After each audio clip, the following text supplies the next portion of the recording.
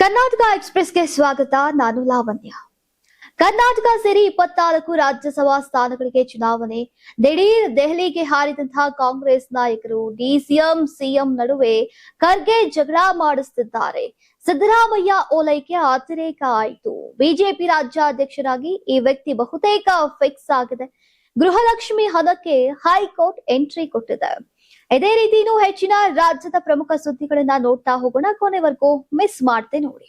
ಕೇಂದ್ರ ಚುನಾವಣಾ ಆಯೋಗವು ಕರ್ನಾಟಕ ಸೇರಿ 10 ರಾಜ್ಯಗಳ 24 ರಾಜ್ಯಸಭಾ ಸ್ಥಾನಗಳಿಗೆ ಚುನಾವಣಾ ದಿನಾಂಕವನ್ನ ಘೋಷಣೆ ಮಾಡಿದೆ. ಜೂನ್ 18ರಂದು ರಾಜ್ಯಸಭಾ ಚುನಾವಣೆ ನಡೆಯಲಿದೆ. ಕರ್ನಾಟಕದ 4 ಸ್ಥಾನ ಸೇರಿ ಒಟ್ಟು 24 ಸ್ಥಾನಗಳಿಗೆ ಚುನಾವಣೆ ನಡೆಯಲಿದೆ. ಕಾಂಗ್ರೆಸ್ ಅಧ್ಯಕ್ಷ ಮಲ್ಲಿಕಾರ್ಜುನ್ ಖರ್ಗೆ ಮತ್ತು ಕರ್ನಾಟಕದಿಂದ ಮಾಜಿ ಪ್ರಧಾನಿ ಎಚ್.ಡಿ. ದೇವೇಗೌಡರು ಸೇರಿದಂತೆ ಹಾಲಿ ಶಾಸಕರ ಅವಧಿ ಪೂರ್ಣಗೊಂಡ ನಂತರ ಜೂನ್ ಮತ್ತು ಜುಲೈನಲ್ಲಿ 24 ಸ್ಥಾನಗಳು ತೆರವಾಗಲಿವೆ. ಚುನಾವಣೆಗೆ ಸಂಬಂಧಿಸಿದಂತಹ ಅಧಿಸೂಚನೆಯನ್ನ ಜೂನ್ 1ರಂದು ಹೊರಡಿಸಲಾಗುವುದು. ಜೂನ್ 1ರಿಂದ 8ರವರೆಗೆ ನಾಮಪತ್ರಗಳನ್ನ ಸ್ವೀಕರಿಸಲಾಗುವುದು. ಜೂನ್ 9ರಂದು ನಾಮಪತ್ರಗಳ ಪರಿಶೀಲನೆ ನಡೆಯಲಿದೆ. ನಾಮಪತ್ರಗಳನ್ನ ಹಿಂಪಡೆಯೋಕೆ ಜೂನ್ 11ರವರೆಗೆ ಸಮಯ ಇರುತ್ತೆ. ರಾಜ್ಯದಲ್ಲಿ ಜೂನ್ 18ರಂದು ಮತದಾನ ನಡೆಯಲಿದೆ. ಅಂದು ಬೆಳಗ್ಗೆ 9ರಿಂದ ಸಂಜೆ 4ರವರೆಗೆ ಮತದಾನ ನಡೆಯಲಿದೆ. ಆಂಧ್ರಪ್ರದೇಶ, ಗುಜರಾತ್ ಮತ್ತು ಕರ್ನಾಟಕದಲ್ಲಿ ತಲಾ 4 ಸ್ಥಾನಗಳಿಗೆ ರಾಜ್ಯಸಭೆ ಚುನಾವಣೆ ನಡೆಯಲಿದೆ. ಕಾಂಗ್ರೆಸ್ ಅಧ್ಯಕ್ಷ ಮಲ್ಲಿಕಾರ್ಜುನ್ ಖರ್ಗೆ, ದಿಗ್ವಿಜಯ್ ಸಿಂಗ್ ಮತ್ತು ಮಾಜಿ ಪ್ರಧಾನಿ ಎಚ್.ಡಿ. ದೇವೇಗೌಡರಂತಹ ಪ್ರಮುಖ ನಾಯಕರು ರಾಜ್ಯಸಭೆಯಿಂದ ನಿವೃತ್ತರಾಗಲಿದ್ದಾರೆ. ರಾಜಸ್ಥಾನದ ರಾಜೇಂದ್ರ ಗೆಹ್ಲೋಟ್, ನೇರಾಜ್ ಡಾಂಗಿ ಮತ್ತು ರವನೀತ್ ಸಿಂಗ್ ಅವರ ಸ್ಥಾನಗಳು ಸಹ ಖಾಲಿಯಾಗಿವೆ.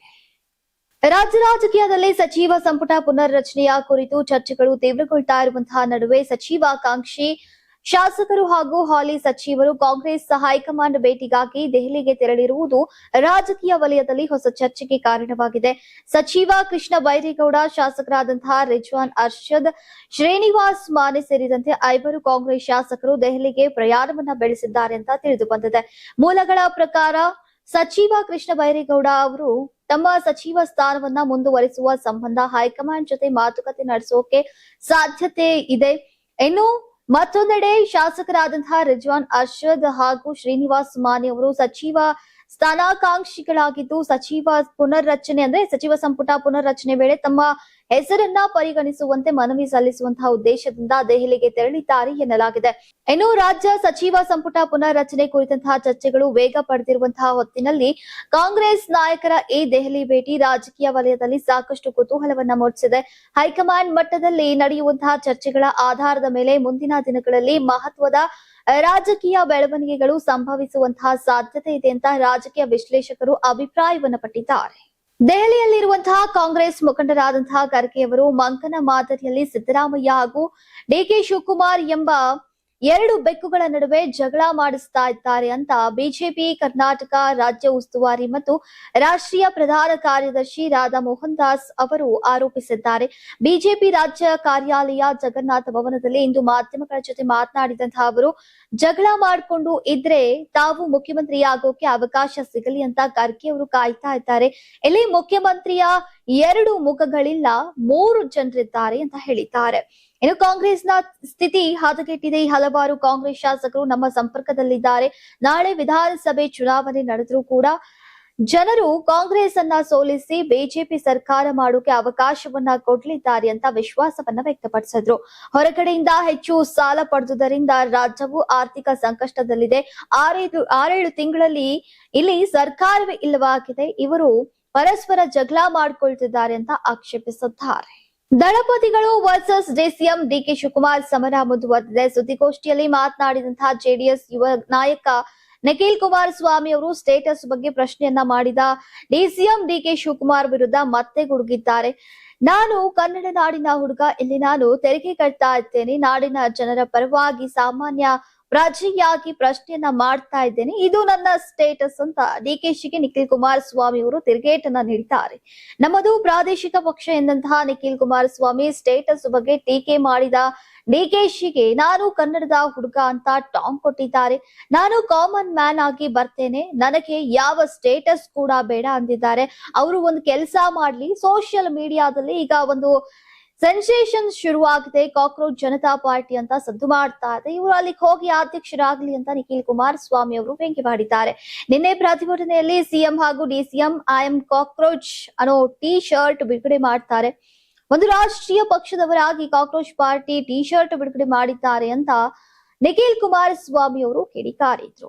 ಕಾಂಗ್ರೆಸ್ ನಾಯಕರು, ಕನ್ನಡಪರ ಸಂಘಟನೆಗಳು ಹಾಗೂ ರೈತರ ವಿರುದ್ಧ ವಿವಿಧ ಪೊಲೀಸ್ ಠಾಣೆಗಳಲ್ಲಿ ದಾಖಲಾಗಿರುವಂತಹ 52 ಕ್ರಿಮಿನಲ್ ಪ್ರಕರಣಗಳನ್ನ ವಾಪಸ್ ಪಡೆಯೋಕೆ ರಾಜ್ಯ ಸರ್ಕಾರ ನಿರ್ಧರಿಸಿದೆ. ಈಗ ಮುಖ್ಯಮಂತ್ರಿ ಸಿದ್ದರಾಮಯ್ಯ ಅವರ ನೇತೃತ್ವದಲ್ಲಿ ನಡೆದಂತಹ ಸಚಿವ ಸಂಪುಟ ಸಭೆಯಲ್ಲಿ ಹಲವು ಮಹತ್ವದ ವಿಷಯಗಳನ್ನ ಚರ್ಚಿಸಲಾಯಿತು. ಇದೇ ವೇಳೆ ಕಾಂಗ್ರೆಸ್ ನಾಯಕರು, ರೈತರು ಹಾಗೂ ಕನ್ನಡಪರ ಸಂಘಟನೆಗಳ ವಿರುದ್ಧ ವಿವಿಧ ಪೊಲೀಸ್ ಠಾಣೆಗಳಲ್ಲಿ ದಾಖಲಾಗಿರುವಂತಹ 52 ಕ್ರಿಮಿನಲ್ ಪ್ರಕರಣಗಳನ್ನ ಅಭಿಯೋಜನೆಯಿಂದ ಹಿಂಪಡೆಯೋಕೆ ಸಂಪುಟ ತೀರ್ಮಾನಿಸಿತು. ಜಿಬಿಎದ ಚುನಾವಣೆ ಆಗಸ್ಟ್ 31ರವರೆಗೆ ಸುಪ್ರೀಂ ಕೋರ್ಟ್ ಡೆಡ್ಲೈನ್ ಅನ್ನ ನೀಡಿದೆ. ಈ ಹಿನ್ನೆಲೆಯಲ್ಲಿ ಚುನಾವಣೆ ನಡೆಸುವಂತಹ ಬಗ್ಗೆ ಕೂಡ ಸಭೆಯಲ್ಲಿ ಗಂಭೀರ ಚರ್ಚೆಯನ್ನ ನಡೆಸಲಾಗಿದೆ. ಹಾಗೆಯೇ ಚುನಾವಣೆ ಮುಂದೂಡಿಕೆಗೆ ಮತ್ತೇನು ಮಾಡಬಹುದು ಅನ್ನೋದರ ಕುರಿತು ಈಗ ಚರ್ಚಿಸಲಾಗಿದೆ. ಅಷ್ಟೇ ಅಲ್ಲದೆ ನರೇಗಾ ಯೋಜನೆಯ ಅನುಷ್ಠಾನ ವಿಚಾರದ ಬಗ್ಗೆ ಕೂಡ ಚರ್ಚಿಸಲಾಗಿದೆ. ವಿಬಿಜಿ ರಾಮ್ಜಿ ಯೋಜನೆ ಇನ್ನೂ ಕೂಡ ಅನುಷ್ಠಾನವಾಗದ ಕಾರಣ ನರೇಗಾ ಯೋಜನೆ ಮುಂದುವರಿಕೆಗೆ ಅನುಮತಿ ನೀಡುವಂತೆ ಕೋರ್ಟ್ ಮೊರೆ ಹೋಗೋಕೆ ನಿರ್ಧರಿಸಲಾಗಿದೆ. ತೀವ್ರ ವಿವಾದಕ್ಕೀಡಾಗಿರುವಂತಹ ಕಲಬುರಗಿಯ ಆಳಂದದ ಲಾಡ್ಲೆ ಮಶಾಕ್ ದರ್ಗಾ ಪ್ರಕರಣವನ್ನ ಈಗ ಸರ್ಕಾರ ವಾಪಸ್ ಪಡೆದದ್ದು ರಾಜ್ಯ ಕಾಂಗ್ರೆಸ್ ಸರ್ಕಾರ ಮತ್ತೆ ಅಲ್ಪಸಂಖ್ಯಾತರ ಓಲೈಕೆಗೆ ಮುಂದಾಗಿದೆಯಾ ಎನ್ನುವ ಚರ್ಚೆ ಹುಟ್ಕೊಂಡಿದೆ. ಗುರುವಾರ ನಡೆದಂತಹ ಸಚಿವ ಸಂಪುಟ ಸಭೆಯಲ್ಲಿ ಕಲಬುರಗಿಯ ಆಳಂದದ ಲಾಡ್ಲೆ ಮಶಾಕ್ ದರ್ಗಾ ಗಲಾಟೆ ಕೇಸ್ ವಾಪಸ್ ಪಡೆದಿದೆ. ವಿಧಾನಸಭಾ ಸಭಾಧ್ಯಕ್ಷರಾದಂತಹ ಯುಟಿ ಖಾದರ್ ಮನವಿಯ ಮೇರೆಗೆ ಈ ಕೇಸ್ ವಾಪಸ್ ಪಡೆದುಕೊಂಡಿದ್ದು ಅಲ್ಪಸಂಖ್ಯಾತರ ಒಟ್ಟು 8 ಕೇಸ್ ಅನ್ನ ಹಿಂಪಡೆಯಲಾಗಿದೆ. 4 ವರ್ಷಕ್ಕೆ ಪ್ರಕರಣವನ್ನ ಹಿಂಪಡೆದದ್ದು ಈಗ ಹೊಸ ಚರ್ಚೆಯನ್ನ ಹುಟ್ಟು ಹಾಕಿದೆ. 2022ರ ಶಿವರಾತ್ರಿಯಂದು ಆಳಂದ ಪಟ್ಟಣದ ಲಾಡ್ಲೆ ಮಶಾಕ್ ದರ್ಗಾದಲ್ಲಿನ ಶಿವಲಿಂಗದ ಪೂಜೆಯ ಸಂದರ್ಭದಲ್ಲಿ ದೊಡ್ಡ ಗಲಾಟೆಯಾಗಿ ಭಾರಿ ವಿವಾದ ಸೃಷ್ಟಿಯಾಗಿತ್ತು. ಕಿಡಿಗೇಡಿಗಳು ರಾಘವ ಚೈತನ್ಯ ಶಿವಲಿಂಗದ ಮೇಲೆ ಮಲಮೂತ್ರ ವಿಸರ್ಜನೆ ಮಾಡಿ ವಿಕೃತಿಯನ್ನ ಮೆರೆದಿದ್ರು. ಮಾರ್ಚ್ 1, 2022ರಲ್ಲಿ ದರ್ಗಾದ ಶಿವಲಿಂಗ ಶುದ್ಧೀಕರಣಕ್ಕೆ ಪ್ರಮೋದ್ ಮುತಾಲಿಕ್ ಕರೆಯನ್ನ ಕೊಟ್ಟಿದ್ರು. ಆದ್ರೆ ಶಿವಲಿಂಗ ಶುದ್ಧೀಕರಣಕ್ಕೆ ಅವಕಾಶ ನೀಡದೆ ಮುಸ್ಲಿಂ ಸಮುದಾಯದವರು ಗಲಾಟೆಯನ್ನ ಮಾಡಿದ್ರು.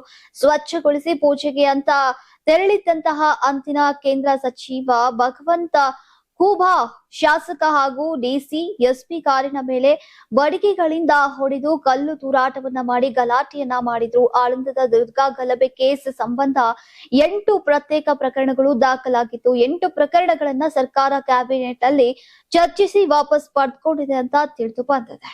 ಮುಸ್ಲಿಮರ ಓಲೈಕೆ ಈ ಮಟ್ಟಕ್ಕೆ ಮಾಡುವುದು ತಪ್ಪು, ಸಿದ್ದರಾಮಯ್ಯ ಅವರದ್ದು ಅತಿರೇಕ ಆಯಿತು ಅಂತ ವಿಜಯಪುರ ಶಾಸಕ ಬಸನಗೌಡ ಪಾಟೀಲ್ ಯತ್ನಾಳ್ ಅವರು ಆಕ್ರೋಶವನ್ನ ಹೊರಹಾಕಿದ್ದಾರೆ.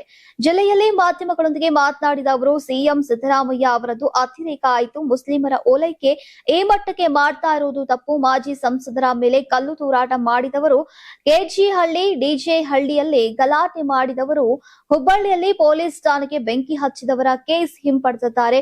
ಈಗ ರಾಜ್ಯ ಸರ್ಕಾರ ಲಾಡ್ಲೆ ಮಶಾಕ್ ಕೇಸ್ ಹಿಂಪಡೆದಂತಹ ವಿಚಾರಕ್ಕೆ ಕಿಡಿಕಾರಿದ್ದಾರೆ.